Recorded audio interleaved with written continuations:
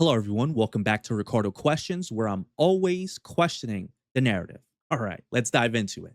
So, today I want to talk about something that used to be considered one of the most natural and respected parts of life, but now often treated as a liability, which is motherhood. Who would have thought? Lately, I've been seeing more and more young women treating motherhood as something that would hold them back, something that would ruin their careers or make them less than. And at the same time, influencers and media figures often send mixed signals criticizing the very life choices that they eventually make themselves. So the question that I'm exploring here is, why is motherhood being shamed in today's culture? And what does the data and real human experience actually says about it? Now, to understand where the shaming comes from, it helps to look at the views of motherhood which have shifted over time. Let's take a quick walkthrough of the feminist perspective timeline. Now, one of the most interesting things about history of feminism is that the view of motherhood has never been static. It has evolved dramatically over the last 150 years. In the late 19th and early 20th centuries, many early feminists saw motherhood as an important social role and source of moral authority. But by the mid 20th century, thinkers like Simone Beauvoir and Betty Friedan began questioning whether it should be women's primary identity. Friedan, the feminine mystique, highlighted the unfulfillment that many housewives felt, fueling the second wave feminism. But in the 1970s, radical feminists such as Shulamith Firestone portrayed motherhood as limiting women's freedom and reinforcing dependence on men. Now, later on, the focus shifted to choice feminism. Women should freely pursue career, motherhood, or both without judgment. In recent decades, the conversation has centered on work life balance, delayed motherhood, and parenting challenges, while a growing number of voices now highlight the purpose, and fulfillment many women find in family life. What this shows is that there's been an ongoing debate from duty to constraint to choice, and now towards recognizing both the challenges and rewards. So motherhood isn't for everyone, but the relationship between family and well-being may be positive and complex than many assume. Now, if you take a look at this chart, what this chart shows that the married mothers constantly report the highest well-being. In the Women's Well-Being Survey of US women ages from 25 to 55, 19% of married mothers said that they were very happy, compared to 13% of unmarried mothers, and 11% of married women without kids, and 10% of single childless women. They also reported higher enjoyment of life and much lower chronic loneliness. Only 11% felt lonely most of the time. So what this chart suggests that there's a real gap between some cultural narratives and what many women actually experience. So, this brings us today where the debate is still very much alive and often heated. So, one recent example is from a conservative influencer, Isabel Brown, who got major pushback from simply encouraging young people to embrace marriage and family. Well, let's take a look. Well, author and host of the Isabel Brown Show, Isabel Brown, is urging young Americans to prioritize marriage and family. Watch. If you're not encouraging your children to grow up and have the courage to get married and have kids, more kids than they can afford before they think they're ready, it is high time to start. It is these choices, like deleting our dating apps and quitting birth control pills and saying I do at the altar, that ultimately trickle down into the political policies that we will see save our country. Well, unsurprisingly, the co-hosts of The View were quick to lash out at her and her comments. Watch. What is she? What the? What? What? So my ultimate beef with this is that it wraps a woman's worth up in her ovaries. Bottom line, if you're not paying my bills, you don't get to tell me what I do with my uterus. I think it's just really Reckless. reckless to be suggesting that people should have children when you now know in this country there's this affordability crisis. So she's advocating for people to be born into poverty, people not being able to feed those children, people not being able to educate those children, and people not being able to house those children. Wow. Peak elitism. You can only have babies if you're rich. And on The View, I guess. Isabel, have you been surprised by the reaction to your comments? Oh my goodness, Rachel. Well, first I'll just say I never expected that this was going to be my Monday. That clip that they reacted to was an answer I gave during a panel discussion that was 30 minutes long at CPAC last week. And it was a very short 2 seconds of the greater conversation that we were having, clearly taken wildly out of context and with the intention to continue pushing the anti-family propaganda on the women of our generation that we saw spewed all over The View yesterday. Elitism is the perfect word to describe just how out of touch these women really are, because most of them are married with children and worth millions upon millions of dollars, but they have the audacity to scream at you like Sunny Hostin did yesterday, wearing an $800 jacket and lying to you, saying that childcare costs $400,000 per year. If that were the case, no one would be able to afford children. Yes. But what's really alarming to me is that at the end of the segment, Whoopi Goldberg wrapped everything up by saying, Isabel, how dare you tell women to want to have children? If you're saying that, I'm going to send you back to the past. So it's always about choice for these people until that choice is the beauty and the joy and the purpose of marriage and motherhood, which of course we should be encouraging people to strive for. All right, let's break this down. I understand where Isabel Brown is coming from. In a culture that often treats motherhood like a downgrade or a burden, simply encouraging family seems necessary, especially in today's modern society. But also at the same time, I don't think we should be forcing women into marriage or kids at a very young age, especially if they're not ready or haven't found a good partner. That isn't realistic or fair. But on the flip side, we shouldn't be culturally dismissing motherhood as something that automatically ruins your life or intelligence. It's a valid priority, and for many women, it brings deep meaning. And as for the response of The View, well, to be honest, their response felt pretty dishy and hyperbolic. It wasn't professional at all. To be fair, though, some of what they said has an element of truth. We do live in a tough economy. Dual incomes are often necessary, and no one should be pushed into kids, especially if they can't financially support them. But the way they framed it came across as overly dismissive of family altogether. They could have articulated their thoughts and arguments more clearly instead of being hyperbolic and reacting emotionally. Now, as for Sunny mentioning that you need $400,000 a year for childcare and raising kids, well, that is inaccurate. I don't know where she's getting that from. That's intellectually dishonest. Recent estimates put the average cost to raise a child to 18 around $300,000 in total for middle income families, not per year, not per year. So yes, it can be expensive, especially with inflation and housing costs, but it's not impossible. It's not an impossible barrier for everyone. And families have been raising kids through tough times for generations. And also on the practical note, tools like birth control pills can be helpful for spacing and preventing pregnancy when used responsibly. But there are pharmaceutical drugs that affect your hormones. So women should fully educate themselves on the potential side effects and long-term impacts instead of treating them as completely risk-free. And also, honestly, some of the Christian conservatives can also take it too far, especially when they say have more kids than you can afford. That might sound good in theory, but in this real economy where dual incomes often is needed and preparation matters. Now, let me be very clear. There's never a perfect time to have kids, okay? And you're never going to be ready. But prepare the best you can and find the right partner, build a community, and have family support and take that leap, okay? And that's where the real courage and strategy comes in. To kind of wrap up this segment, I feel like the truth is somewhere in the middle, right? Educate people on relationship, companionship, and what it means to be a good, loving mother and wife. Now, I do want to transition to a second clip The second clip shows of how this pressure lands with young women. Let's take a look.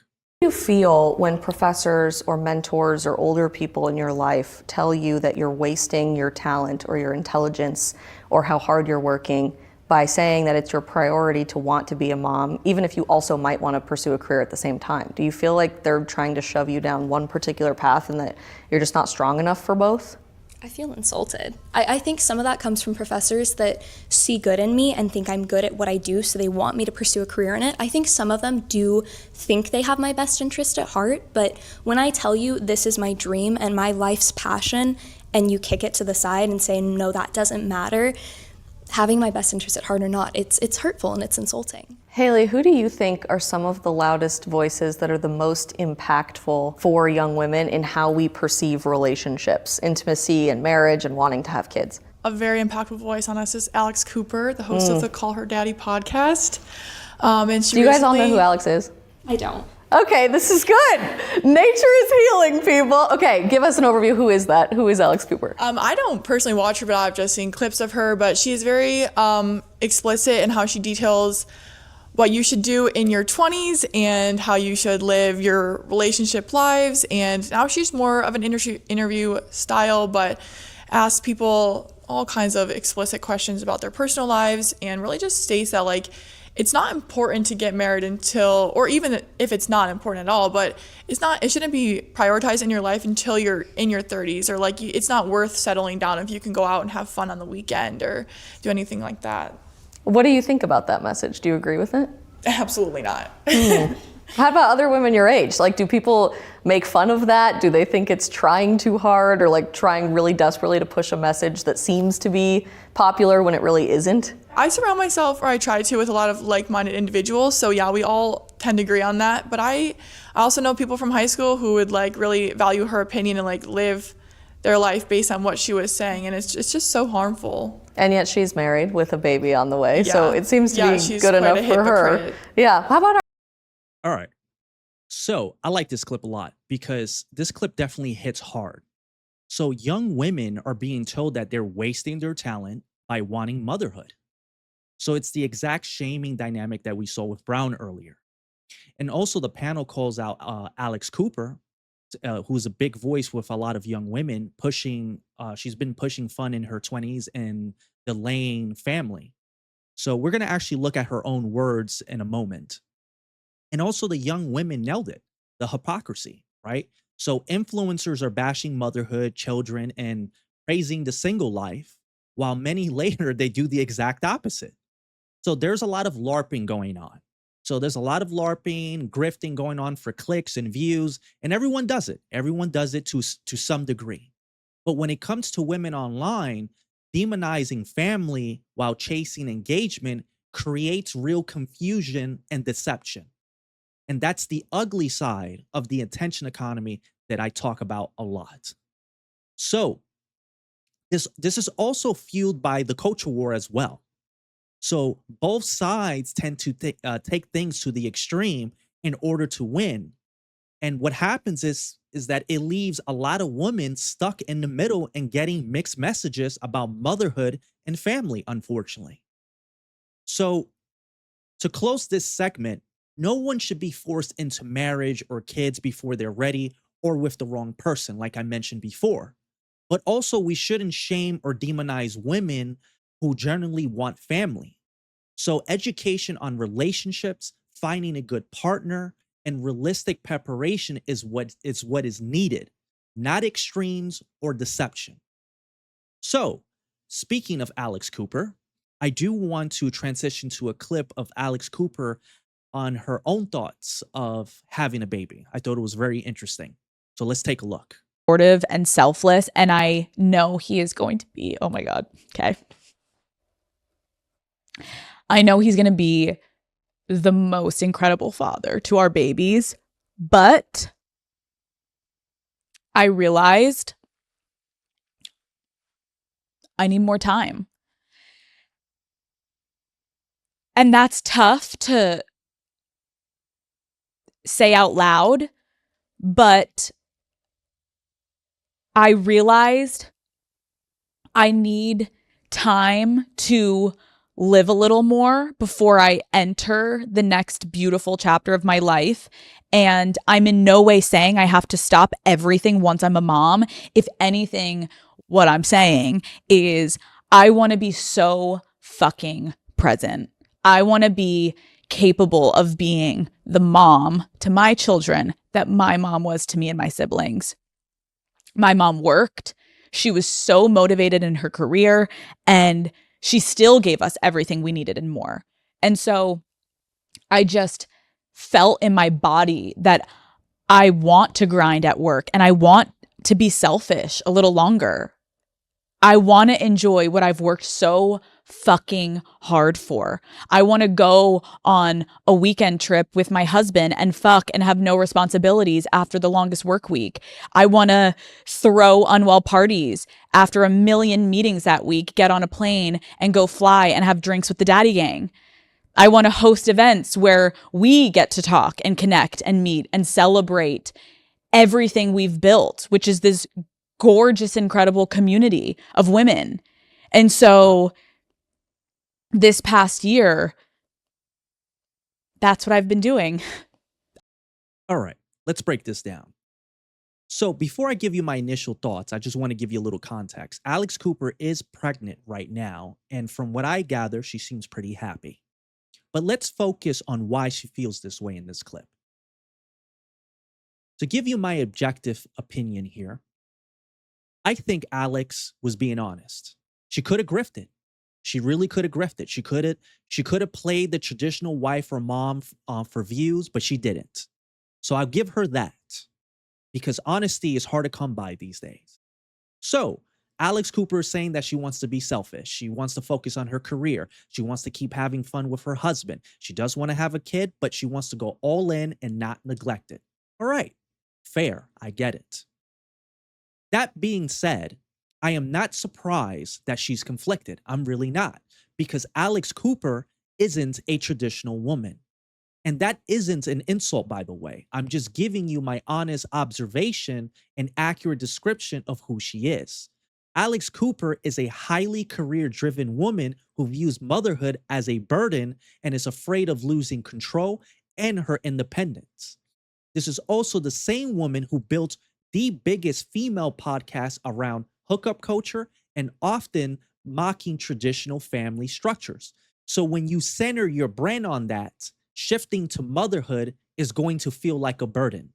It's that simple. But also at the same time, she happens to be in a privileged position. She's worth millions of dollars, right? She has a job where she talks for a living, and there are plenty of women with their own podcasts and digital careers that bring their babies to work.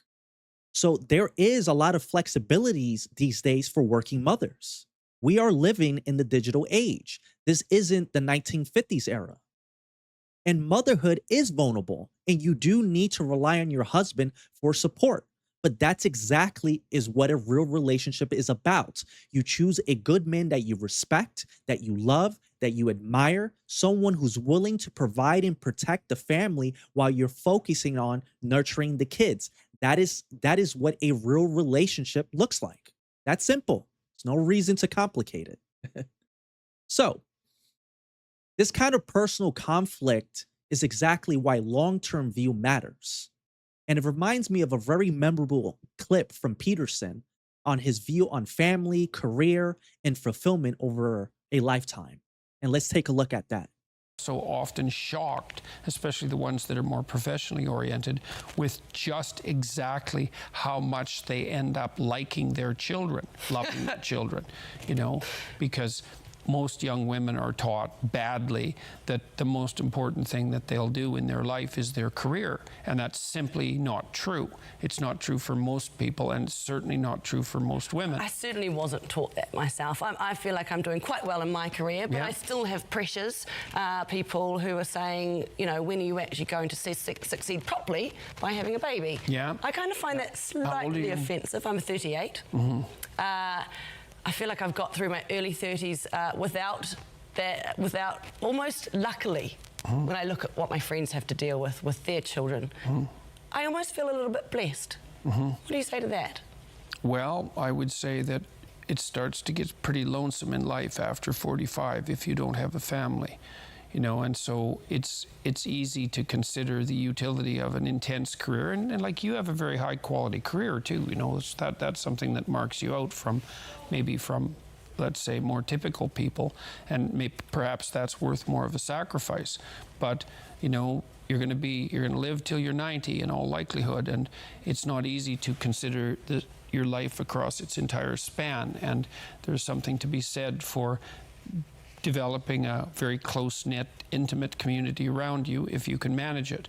You have children, and then you have grandchildren, and that, to me, what I've experienced in my life, although I've had a very productive career and a very interesting career, it's definitely been the case for me that my family has been more and more important to me as I've got older, and I don't think that that's a uncommon experience. So, All right. Definitely that interview always stuck with me. It's one of the most memorable interviews of the importance of family and companionship. It all ties everything together.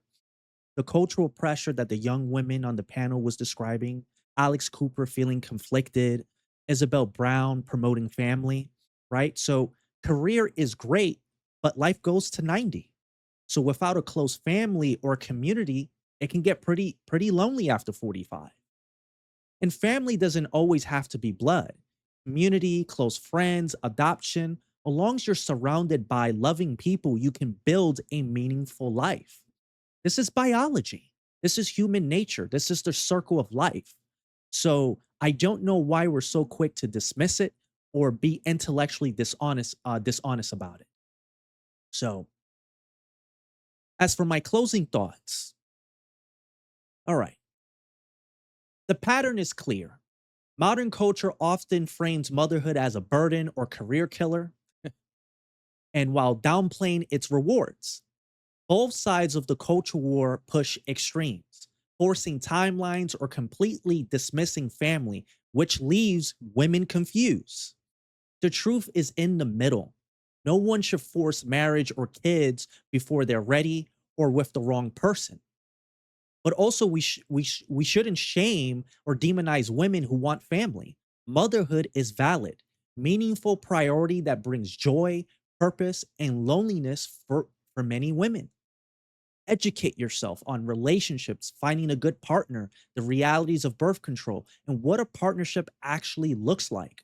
In the digital age, there's more flexibility than ever for working moms.